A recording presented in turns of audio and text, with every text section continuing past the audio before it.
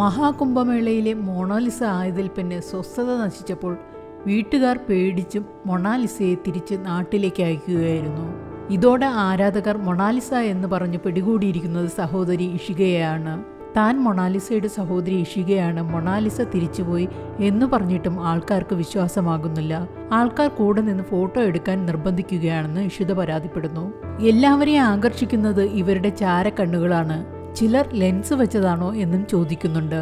ഇഷിക പറയുന്നത് തങ്ങൾക്ക് ഈ കണ്ണുകൾ കുടുംബപരമായി ലഭിച്ചിട്ടുള്ളതാണ്. തങ്ങളുടെ അമ്മയ്ക്കും മുത്തശ്ശിക്കും സഹോദരനും ഇതേ കണ്ണുകളാണുള്ളത്, അല്ലാതെ ലെൻസ് അല്ല.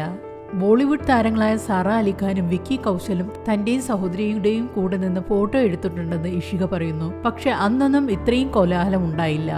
വീഡിയോ എടുക്കരുതെന്ന് പറഞ്ഞിട്ട് ആളുകൾ വീട് തേടി കണ്ടുപിടിച്ച് മൊണാലിസയുടെ ഫോട്ടോ എടുക്കാൻ ശ്രമിച്ചെന്നും അത് തന്റെ സഹോദരിയെ വല്ലാതെ പേടിപ്പിച്ചു കളഞ്ഞെന്നും ഇഷിക പറയുന്നു. എനിക്ക് വൈറലാകണ്ടെന്ന് പറഞ്ഞ് ഫോട്ടോ എടുക്കാൻ വരുന്ന പലരോടും താൻ വഴക്കടിക്കാറുണ്ടെന്നും ഇഷിക പറയുന്നു.